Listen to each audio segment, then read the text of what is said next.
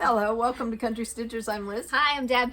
And I am Questions. And I'm Answers.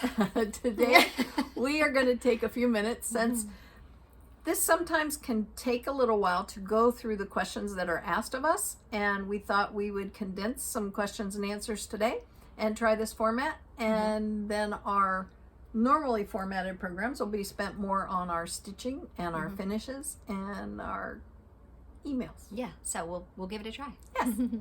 So, what do you have? You go first. All right. One of the questions I had was about magnet clips. What? Yeah.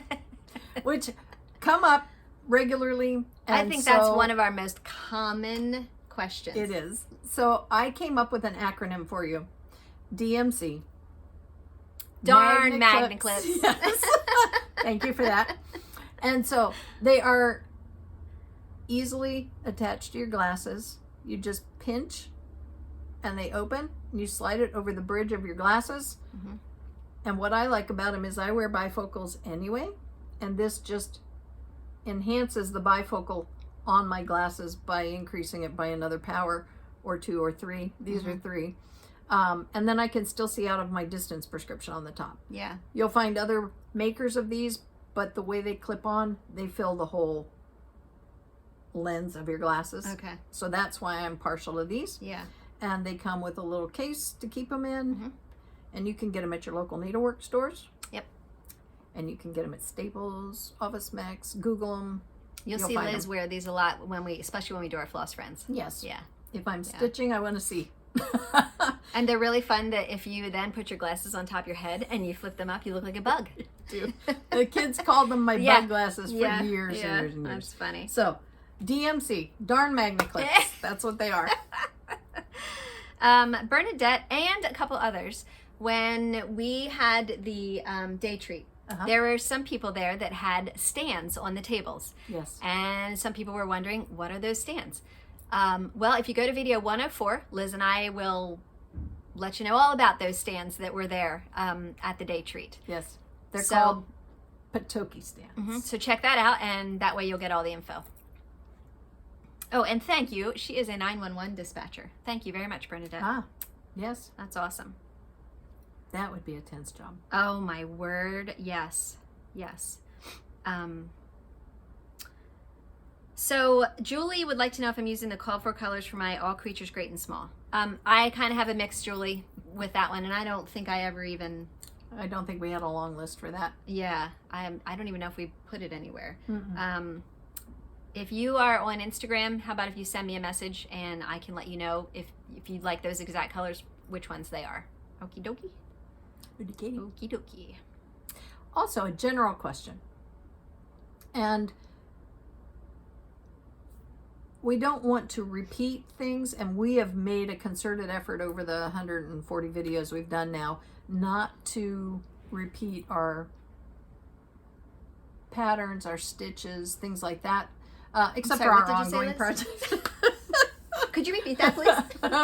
So, the reason I brought that up was that people are joining us for the first time. Some people are still finding YouTube as a tool for the first time. Yeah. And so we do often get asked about information. There is for lack of a better description, a V to the right of the title of our video, and on any video on YouTube you will see that designation. It's a field that you can click the V or push the V, and information, if it's populated in the description box, will appear, and it will give you specific information about that video. It will also tell you about our local needlework shops, and it will tell you about our gadget corner, Deb's color changes, finishes that we've done. Any details that we think you might want to refer back to will be in that description box. Yeah. So it's just literally a white V to the right of the title of our videos. Push it, and that opens up. Perfect. Frog Gal B. She wanted to know how I attach my fabric to my dowel rods on my floor frame. Liz and I have found that we like to use medical tape. And like if we tape around our edges of our fabric, because we can't stand when they fray the edges of the fabric fray. So I used that when I attached my fabric to my dowel rods, and it holds nice and tight. So that works out really well for me. We've done it before where we've used my Velcro. original. Like there's a thing called Easy Based, and it's a Velcro, 2 Velcro halves, the loop and the hook. Yeah. And it comes in a long roll of tape, and you can adhese that to your dowel rod once and then put it on your fabric. But there's also the old-fashioned way, which was with my first pair of dowel rods that came with the frame that Deb's borrowing, where you take just a scrap of fabric and you just lay it over the rod, leave about a 1-inch margin on each side of the dowel rod when you lay the fabric down, and then you just baste that onto your dowel rod.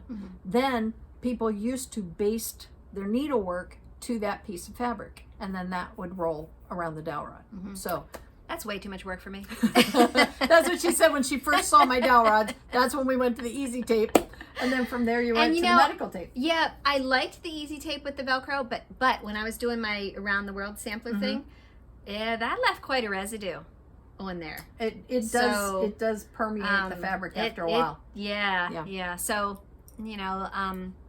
that's why most people, if they use something like that, leave a margin more than 2 inches on their actual stitching, and they cut that off. Yes.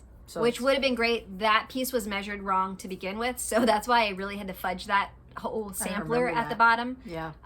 So anyway, just keep that in mind. But the medical tape, I think, works brilliantly. The next question will be, where do you get that, Deb? Amazon. What kind do you get, Deb? Doesn't matter. As long as it's medical tape. You can get different widths. It doesn't seem to matter. I just get whatever's on sale. Strengths too. Like at CVS, you can get heavy, medium, and light adhesion on it too. But honestly, all of them I think are perfectly fine, and I just get whatever's on sale. Yeah. I am kind of partial myself to the paper tape. I kind of like that because it's so soft and easily bends and whatnot. But that fabric tape you got last time, I like the fabric. That was really nice. That's my favorite, the fabric tape. Yeah. I do like that. Yep. Yeah. Doesn't matter what strength, but I like the fabric tape.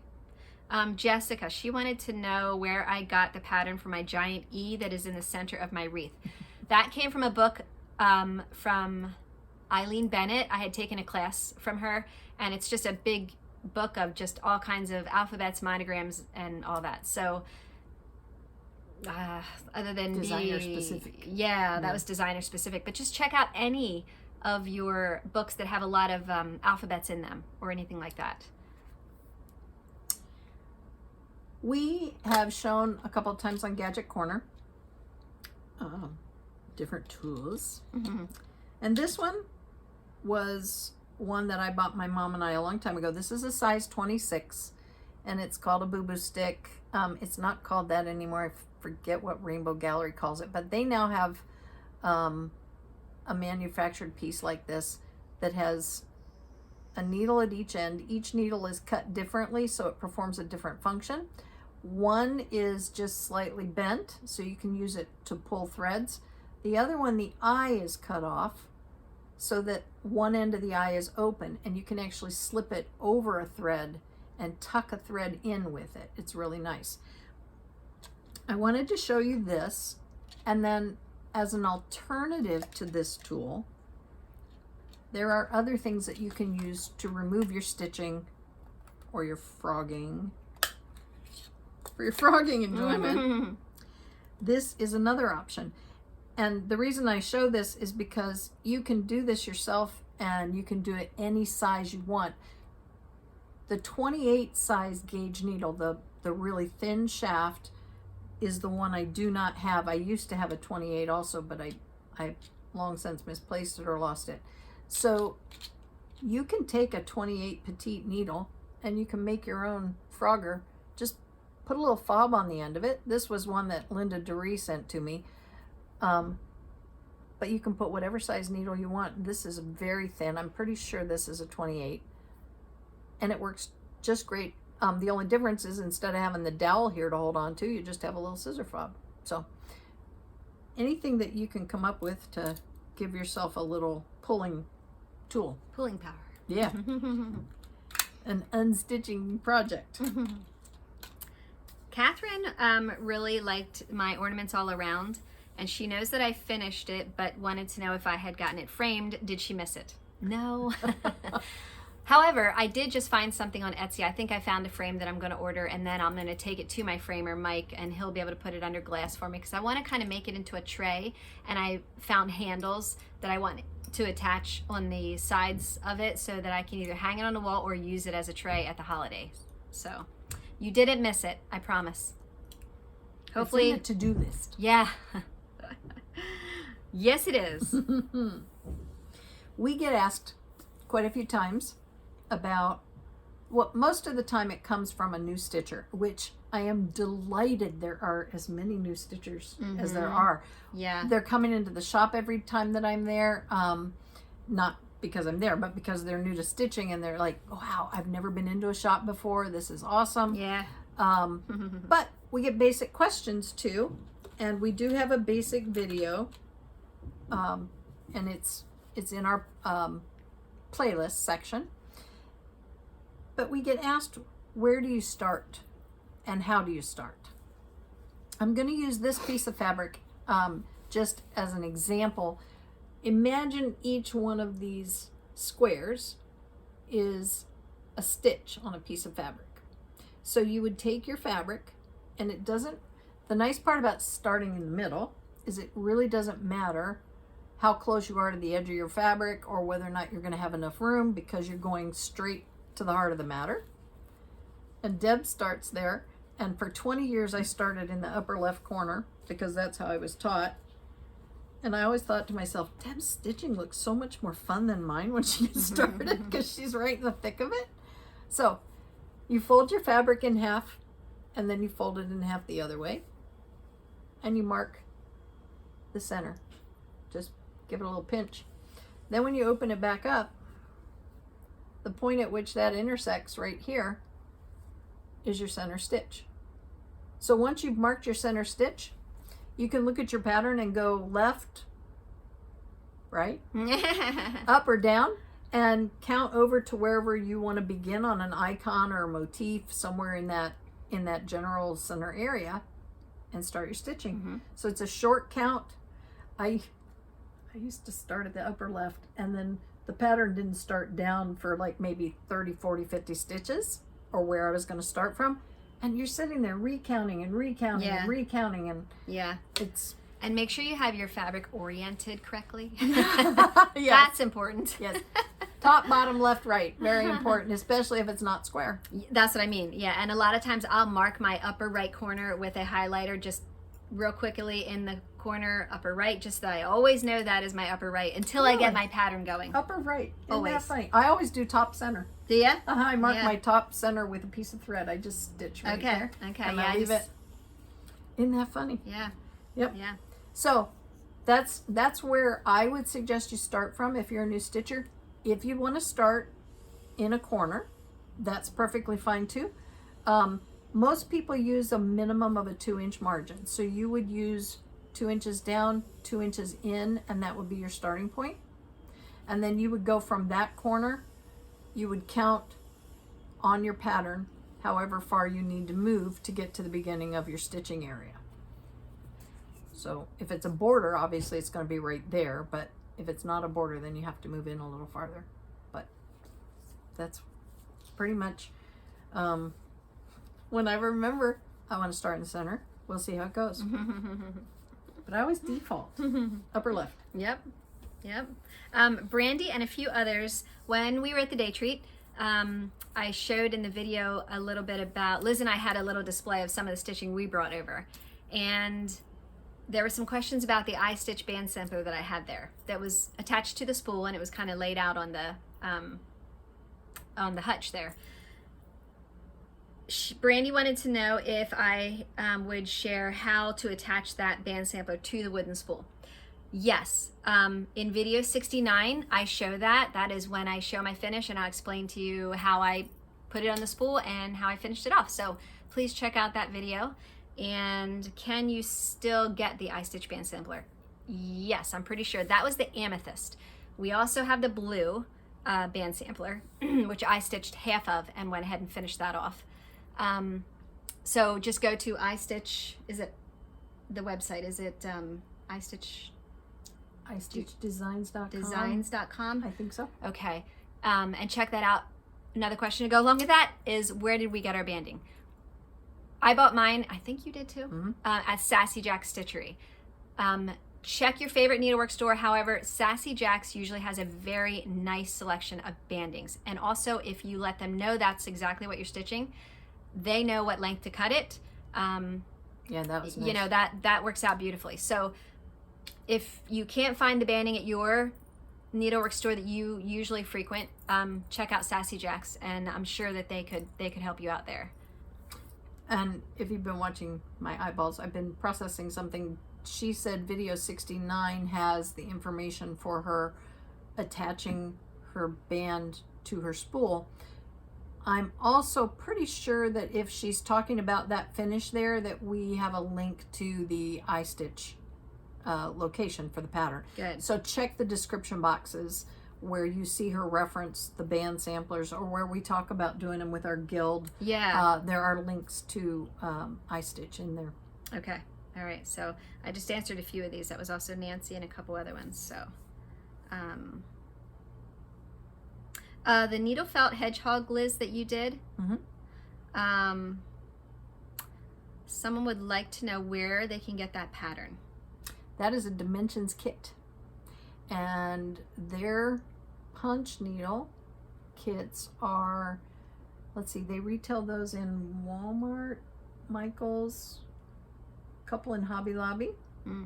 So go to the dimensions.com website, and you should be able to find their needle felting kits, and then you can find out where they're for sale. Okay. All right. Diane, she wanted to know, when we're stitching with variegated thread, do we stitch one complete cross at a time, or do we go down a row and come back? Liz and I have said so many times. Yes. Yeah, exactly. We do a little bit of everything. It just depends on for me, it depends on the design, how I'm going to stitch it, whether I'm going to complete each stitch, if I'm going to stitch it in rows, horizontal, vertical, or I'm just going to kind of mess around and go all over the design, because you want it to have that like painted look instead of it being stripy. So it just depends. It depends on how variegated the thread is too. Some are real subtle and some are extremely different. And my first experience with overdyes, I was taught to do it the English style, which is to complete each X as you go. The Danish style of stitching is to stitch half the stitch one direction and then come back and cross it the other way. We were sitting in class one time. I had a class with Beth Seals, and it was for the Grandma's Heart. And she was working on a piece, and she was using an overdyed floss, and I heard somebody say, "Oh, you don't cross each one as you go." And she said, "No." She said, "I use my same stitch style." She said, "You still see variegation. It's different, but it's still variegated enough for me, and I like stitching this way, so I stitch my regular style and I let it go where it goes." And I thought, wow, that's cool. She also isn't she the one who also like folds her thread in half? Yes. Yeah, and she does not match two strands. Right, and that's what I remember of her, is Yep. she didn't match two strands, and Yep. I thought, well, that's clever, that's cool. So really, she even said you get more variegation sometimes when you fold it. So it's like, wow, So yeah. Play with it. Have Yes. fun. I mean, if you haven't noticed that we like to play, watch some more videos. We don't have a lot of rules with what we do. No. We just enjoy ourselves. And if you get the chance and you can stop into a local needlework shop where they have a lot of models on display, that's a really good way to see some different techniques and the way people do things differently. Yeah. So nothing like seeing it in person. Yes, and that was one of the things about the day treat. How long's it been since we got to see other people's work like that? That was a lot of fun. Love it. Yeah, it's awesome. Thank you for all of the wonderful comments too of those of you that watched the day treat video. You're right. There was so much talent there, and it's just awesome to see all of that. Yes. Oh my goodness, so many talented people. Debbie, she was wondering, oh no, actually you gave me a good idea. She thinks I need to put a scale on my my sampler that I'm doing, that I'm building for myself. Thank you. I will. You're right. In fact, there is a scale in that motif book. Yes, there so is. I am going to do that. And someone else told me that I need to put a bride and groom on my sampler for McKenna and Connor getting married. Now, I'm not going to stitch a bride and groom, but yes, I did stitch. I have these 2 hearts that are like entwined, and then I put M and C and their year, the year that they got married, 2021. So I did already stitch that on there to represent them. So thank you. If you have any more ideas, let me know. That's awesome. That is neat. The scale thing, that's cool. Yes. Yeah. What about a cabin? Oh yeah. A cabin on something? I will. I will put a cabin on. And I had that thought also of, I think I was telling Liz this, and I don't know if I'm going to stick to this or not, but maybe down under the wreath, like along the bottom, doing a row of houses and making another little, I don't Phase know. 4. Yeah, right. Deb's phase 4. Yeah, because there's so many awesome houses in so many different patterns, and I could pull the houses from the patterns I have downstairs and just kind of make my own little town or street or whatever. So that's an idea. I might do that down Fisher there. Terrace. Oh my gosh, I will do that. Yep. That's awesome. Yep. That's what the street name will be. Yeah. Perfect. Thank Cool. you. You're That's welcome. awesome. Glad I That's could help. awesome. Yes, I love it. Yeah, so thank you. I am stitching my peacock right now. Oh my God, it's so cute. Oh, I love that peacock. Oh, from Vintage Birds. Uh-huh. Oh my goodness. So Did cute. you use your own colors on that, or did you use the ones that are on the Vintage Bird? I am using the called for Yeah. because they are so pretty. They are. Oh my They're word, they are gorgeous. so pretty. So yes, I Purples am. and blues and Yep. very pretty. Pretty peacock. Carol from our guild, you stitched the Quaker schoolhouse and you had mentioned about your own color conversion. Can you email me, because I do have some requests for that, or get a hold of me on Instagram? You were Thank going you. to send that to me too. We talked about that because I definitely loved your color palette on that one. It's very pretty. And the story behind it, when Carol stitched it, was really cool. Did you get that on the video? Yeah, that's how they knew to. Okay. Yeah. Because the story about her family and all the teachers that they have in the family, that was really neat. Yeah, awesome. Yes. So we often get asked by people when we go to a needlework shop or we're at a retreat shopping, whatever the case might be, how do we choose fabric for our stash? What size do we get? How do we know what to get? I follow her. She finds colors that just I would not see. I see similar colors all at once, but I don't see specific colors. She'll go in, like the prairie grass that she's stitching on. I love that color. She found that. I'll never forget the day she found it, because she came walking back to me with that and was like, whoa, where was that? She goes, oh, back there in the business. It's like, I looked there and didn't see it. So we try to find unique colors we don't have on hand, colors that are not easy to come by. But stitch-wise, we did often look at 32 count initially because that was our limit on linen at the time. But now, Deb's doing a 56. I'm doing a 56. You love working on 40. I love 46 count. And 46 is, I love is that it. your new favorite? I think so. Yeah. I think so. So now we kind of go across the range if we see something that is in a size that we know we enjoy stitching on, and the size of the piece. Yeah. You can get a nice sampler in a 12 by 14 size piece of fabric. Yeah. But also, like Liz was saying, we really have a variety. We will stitch on so many different counts, and it's fun to go back and forth from the tiny to the larger. And someone had asked a question.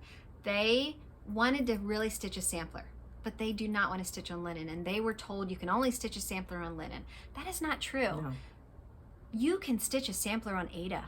I mean, Do you want me to show them if one? it has some specialty stitches, that's the only thing that might cause a few problems. But other than that, and remember, you can turn your specialty stitches back into cross stitches in a lot of cases. So You can also split an Aida square in the center and make an eyelet stitch. I mean, you can do a lot with I'm just Aida. saying, if there's like some over one and like things like that, Oh yeah. you know what I like mean? petite You stitches. might want to just, you might have to tweak it a little bit, but in a lot of samplers, you won't have to. Just definitely don't, I don't like when people use the word no a lot. Yep. Yes, I was a bad kid growing up. No, I'm just kidding. With us and our stitching, really, truly, try it all. Experiment with everything. You never know what your favorite thing's going to be or what is just going to jump out and you're going to just love it. Do you want to stitch in hand? Do you want to use a hoop? Do you want to go back and forth? You don't know till you try. No. You know, and who cares what someone else likes to do? This is your enjoyment. So, yeah, I'm just sitting here thinking I have 3 samplers on the wall. 2. One's not framed yet, but they're all on Ada, every one of them. I have a lot of samplers that are stitched that are on linen that aren't framed, but again, there would be no reason why I couldn't have done those on Ada, like you said. Exactly. And then some really fun things that I like to see down at the shop. They'll take like the Prairie Schooler Santa cards, the ones they do every year, and they'll put them on like Tula or Clostern fabric, yes, and make these Santas that are huge, and they so stand them up pretty. and they make them as stand-ups. Yeah, beautiful. So Beautiful. go the other way too. I mean, take something that was intended to do it on something small and put it on something big and look at the difference. I mean, Yes. it's really fun. It is. Yeah, that's awesome. Debbie Rice, she loved the quilt that we showed in the Day Treat video that Karen did, of all kinds of samplers that she had stitched over the years, and she ran out of wall space, so she had it made into a quilt. Yeah. Debbie loves this idea and wants to do it, and she was wondering, should she pick out the fabric for the front and back first, or like what does she do first?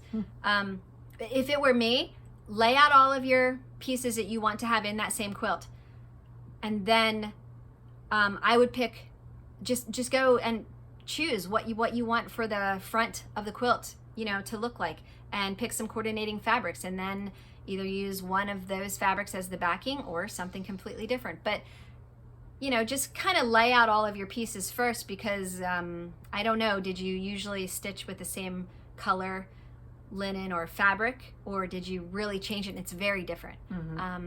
And whatever speaks to you, whatever you're looking at, you're like, oh, I really like that look, that's very pretty, that's what you go with, you know, whatever really speaks to you. And if you're not hearing anything because you don't have a good command of color and choices, go find somebody who does, like Deb or somebody at the shop that can help you. I hear voices. Yes, she does. And I hear dead people, so you know, I mean, sorry, it's a line out of a movie I like, but oh, that was a scary movie. It was. Oh my It goodness, was. I am not good with scary movies. Oh my So, goodness.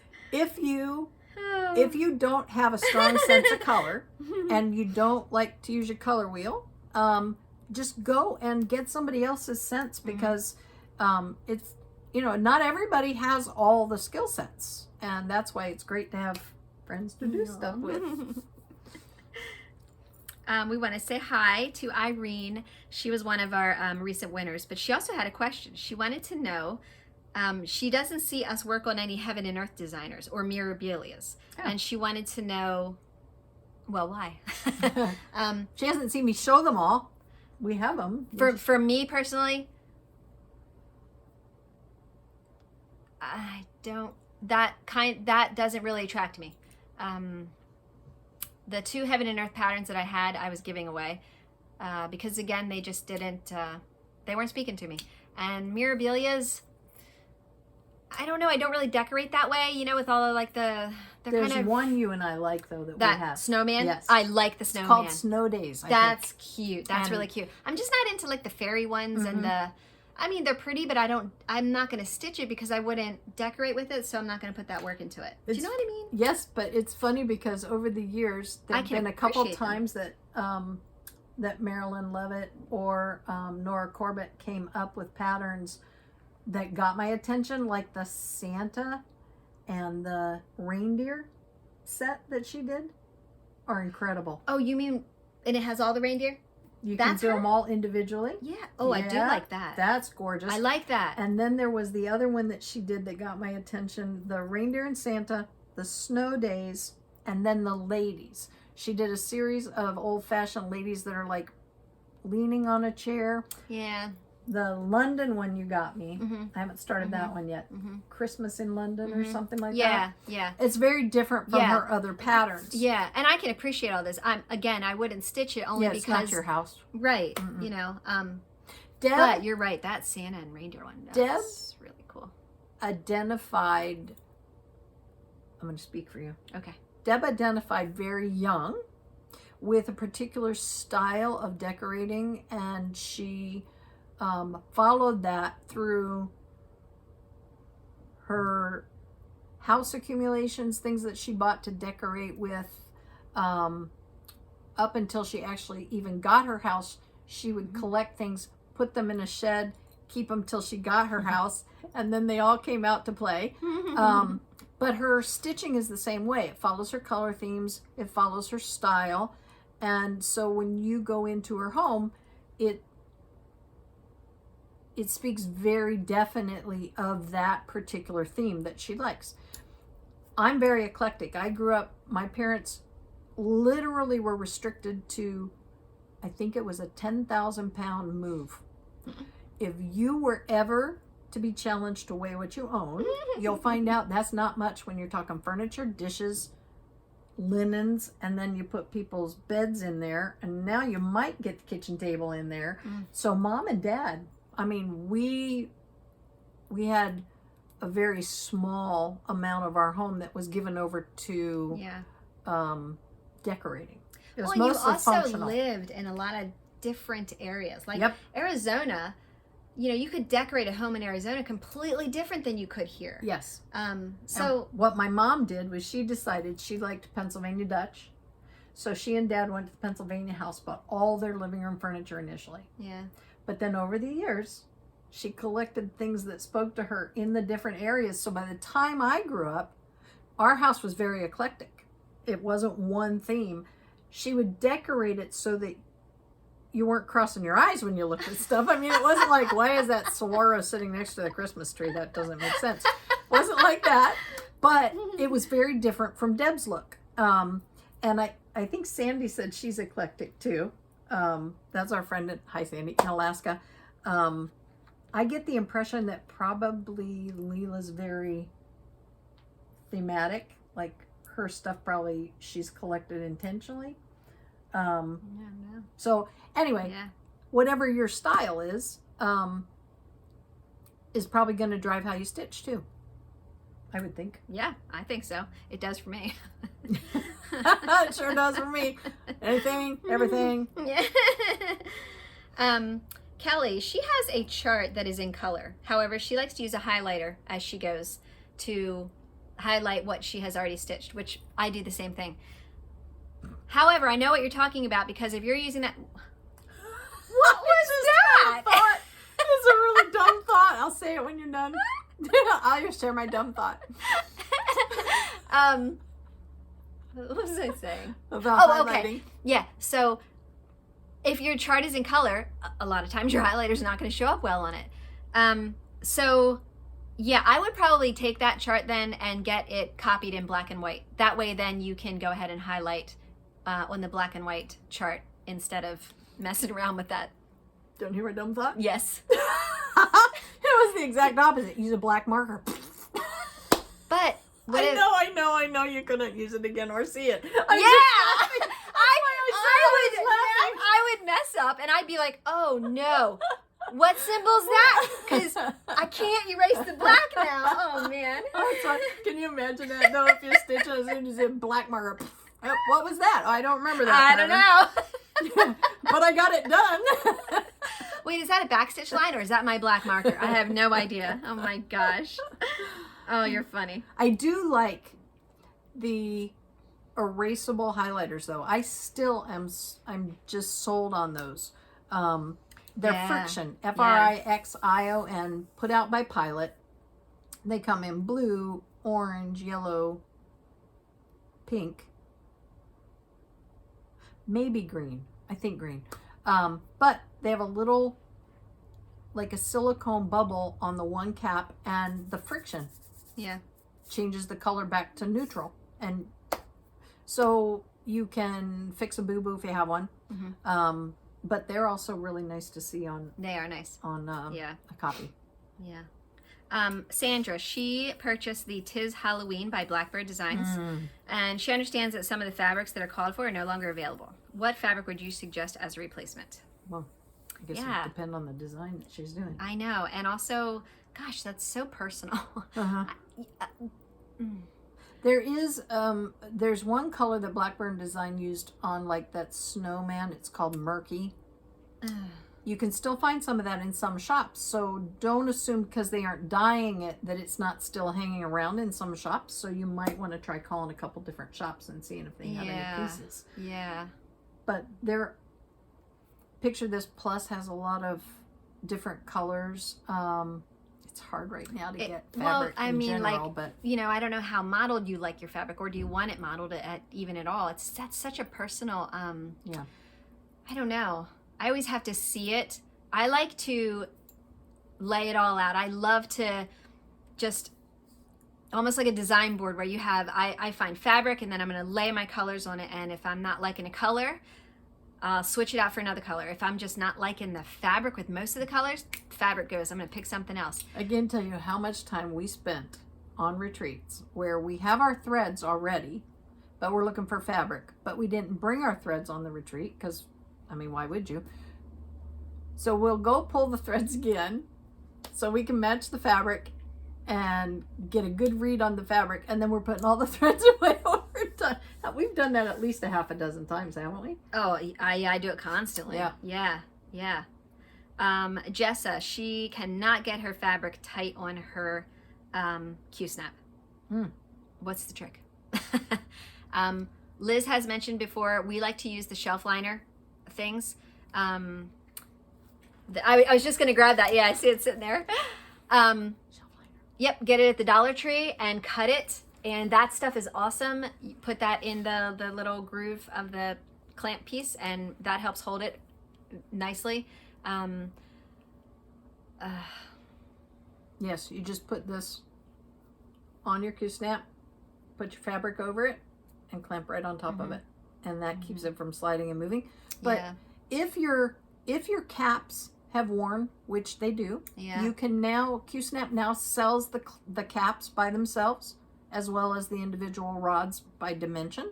So you no longer have to get a full square for a Q-snap. You can buy individual pairs of rods, and you can buy the caps. We were just talking about that the other day at Stitches Unlimited, because I remember when you couldn't get new caps, you could only buy sets of Q-snaps. Really? You couldn't get replacement parts, or at least they weren't in the shops I was shopping at. So that's neat that they have them now. So if you've worn them out, you might try replacing those. Yeah. Didn't someone let us know something about you can stick them in the dishwasher or something? Isn't there? There's more than one way. Some people talk about putting them in the freezer. Some people talk about running them through the dishwasher. To me, the heat would expand it. I'm not sure I understand, but they say it contracts it. So I don't know. And then there was a third way. Dishwasher, freezer. Oh, some people wrap rubber bands around them and pull them tight and leave them sit for a while. And then that brings them back. But still, I've never had a problem though with this. This is awesome. Yeah. I mean, that will hold. Well, it takes up just a tiny bit of room. But it's that rubber. It grips. It grips it really works well. The Q-snap. Yeah. In fact, okay, I have the bottom of this, and I can show this. You can show them. Okay. Hi, buddy.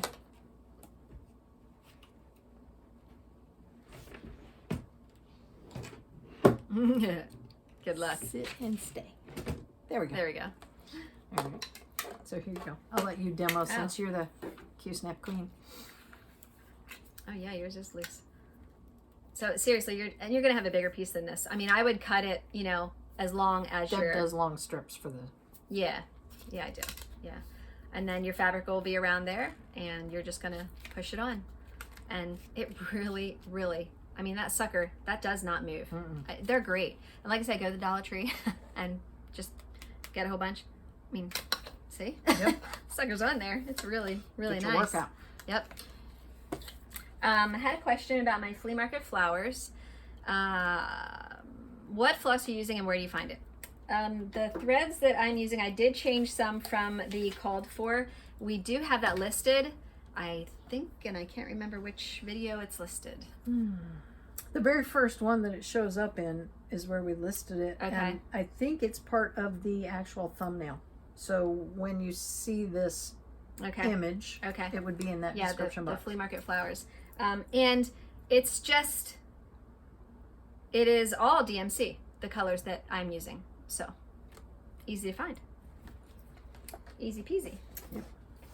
Do you want to show, we get a lot of questions about our...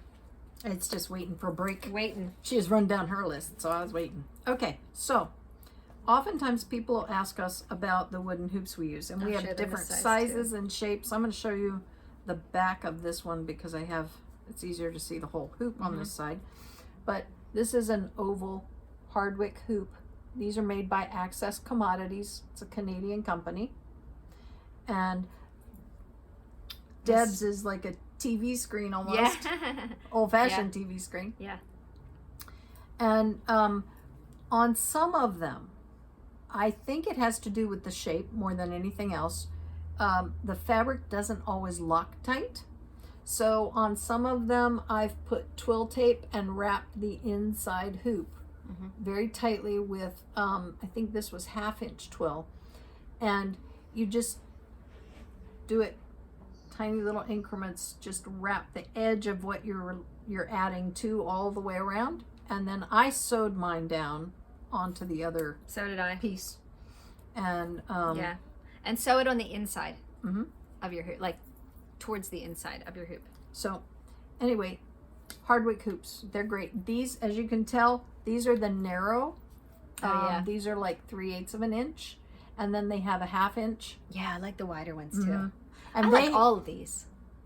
I think the wider ones tend to lock the fabric a little bit better. I do too, because I don't have my wider one wrapped. Nope, I don't either. Yeah.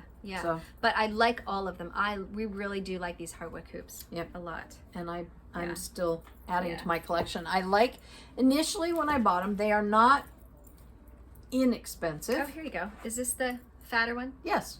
There's the... Here, would you compare the depth a little bit? You can see there you go. Yep. The difference in the width. Very cool. And this is a larger circle. But when you're looking at these, they're a little bit pricey, but what you're getting is heirloom quality. These are going to be around. Yeah, they're very nice. I would hazard a guess that these will be through multiple generations of stitchers. They're made well. They're beautiful to use. And I'm trying to think of if you had yours first. I think I can't remember, but I like Q-snaps. Sometimes they will hurt my hand a little bit. Now I'll stick my Q-snap in my Pitoki frame. Not a problem. That's easy.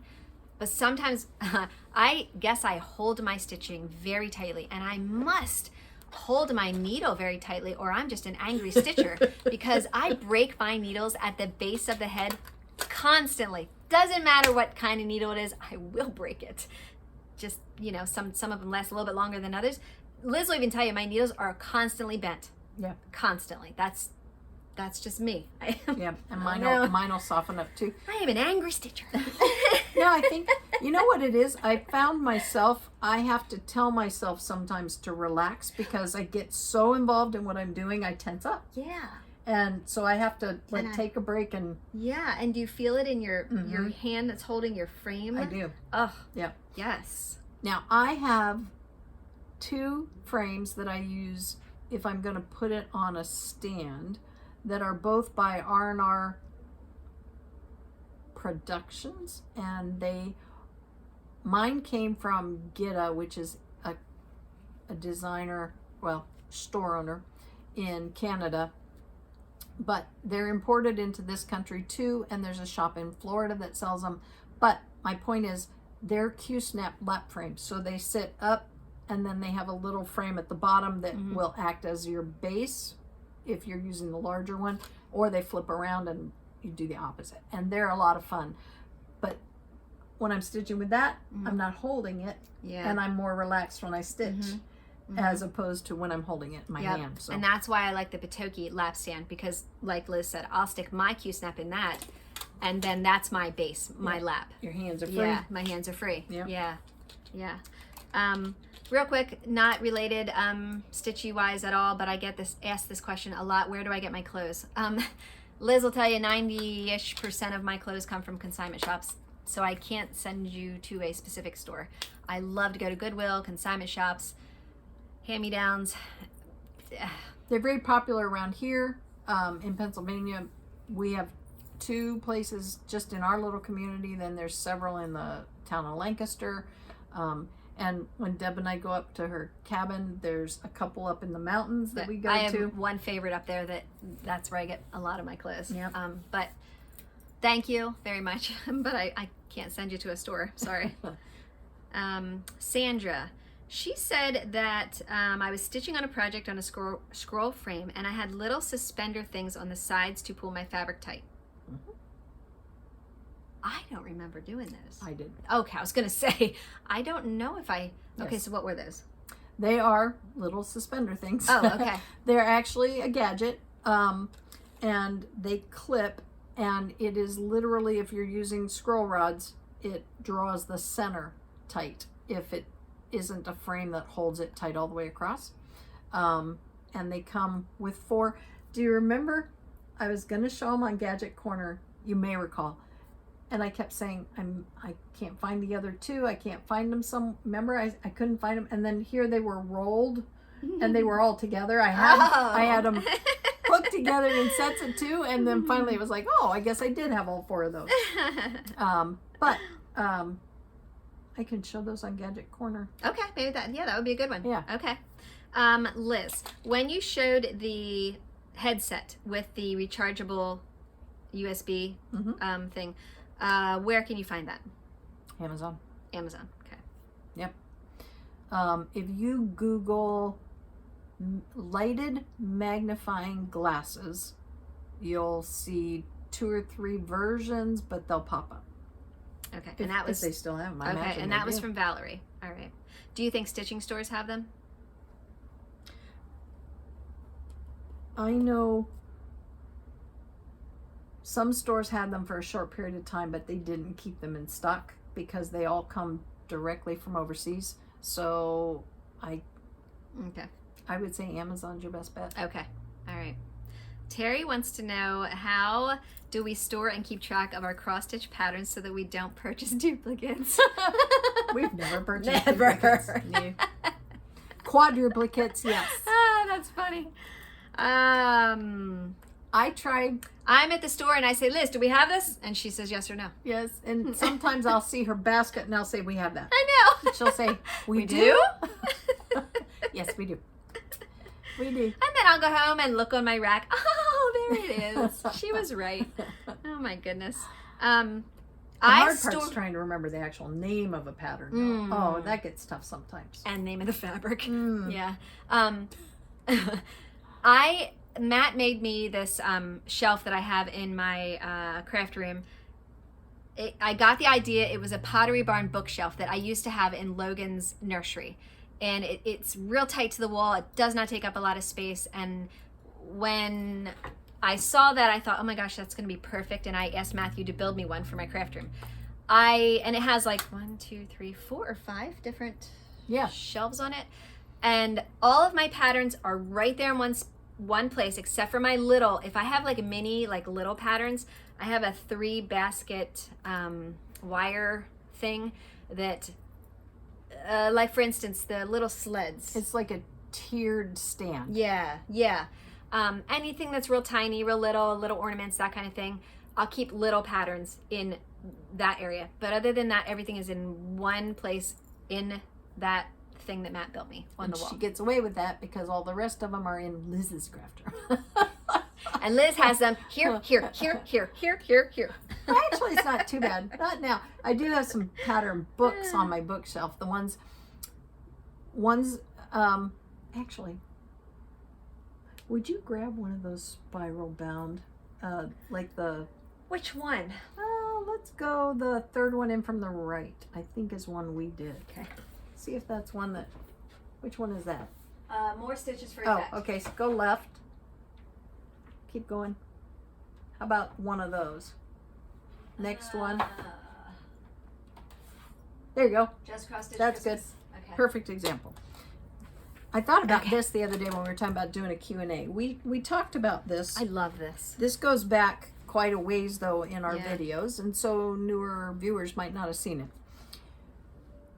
When you buy a pattern book by Leisure Arts or a company like that that's bound and it has a flat binding on the back of it, to stitch from that is kind of difficult. First of all, you got to tote that around, but secondly, it doesn't stay open all that easily.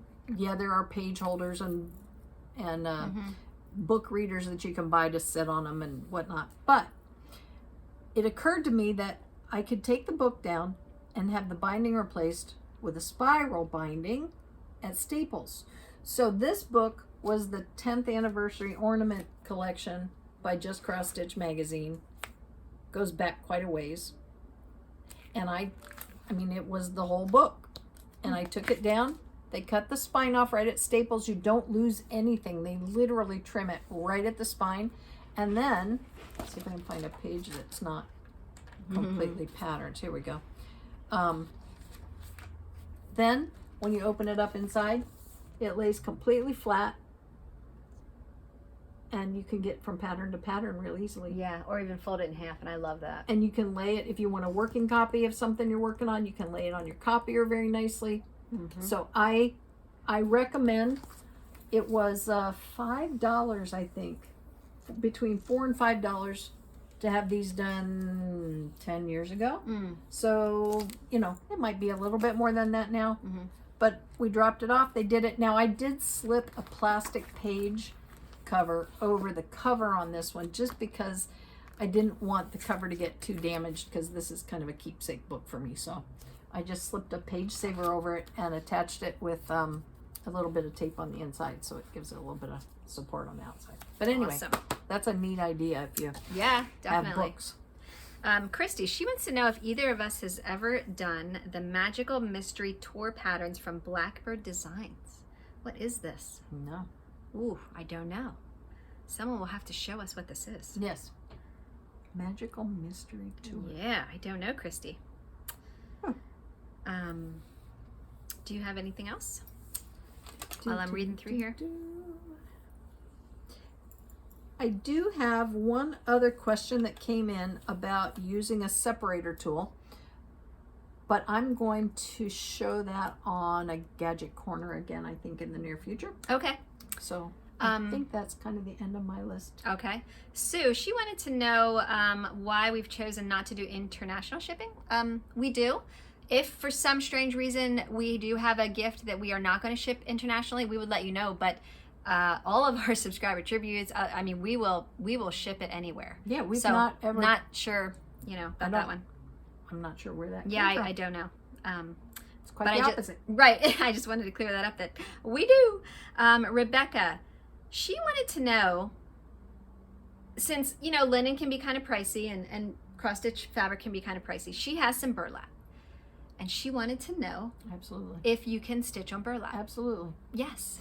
The only thing you're going to have to do with the burlap, and I know that because I have some that I stitched on, is those threads do not lock. They weave, which makes burlap really pliable. So my suggestion would be that if you're going to stitch over one on burlap, you use some kind of a support like a frame or a hoop so that you keep your threads nice and taut and your stitches will be even. If you're going to stitch over 2 strands on burlap, that'll give you a lock because you're actually stitching over the place that they interlock by going over 2 instead of 1. So when you do that, you'll have that framework even if you stitch in hand. So that would be the only thing about stitching on burlap. Okay. And maybe use more strands of floss, don't you think, to kind of fill up the Yes. the loose holes? Yes. You might even use a different thread completely. You might use a pearl cotton. That would be really pretty on burlap. Yeah. Yeah. Yeah. And pearl cotton comes in 3, 5, 8. I mean, all the way up, so you can get it in different counts, That would be pretty. different weights. Excuse me. Yeah. Okay. Well. Whoa, we got a few questions off of our plate. That's good. Hopefully you got some answers. Yes. Let me just check real quick. If we missed anything from emails lately. Thank you so much when you send us emails where you let us know a little bit about your life, your story. That's very sweet. Thank you very much. Some of the people who have contacted us, the similarities in their journeys to ours have been amazing. It's been a lot of fun. Yeah. I also want to take a second to just say how much we appreciate all of the people involved in needlework, from the designers to the retail stores, the manufacturers, everybody that puts time into making our hobby, can you call it a hobby? Our lifestyle? Obsession. Our stitching lifestyle that much easier to indulge. Yeah, I like it as a lifestyle. Yeah. And I would also just like to say, Deb and I have been talking about this. We really appreciate Pat's support at Stitches Unlimited, and she's just been so supportive of us and what we do, and and we really appreciate the shop and its variety, and so thank you very much, Pat, and happy anniversary. It is their 10th anniversary this month. Aw, wow. Yeah, and that's been through a long time period of fraught with difficulty for retailers and needlework stores, and she's making it happen. Yep. So, well, we will see you for a video soon, a regular video, and we hope you enjoyed this Q&A. We can do this more often then, to kind of just kick out a bunch of questions all at once and go from there. Thanks for joining us. Thank you. As always, Share the joy of needlework. Bye-bye. See ya.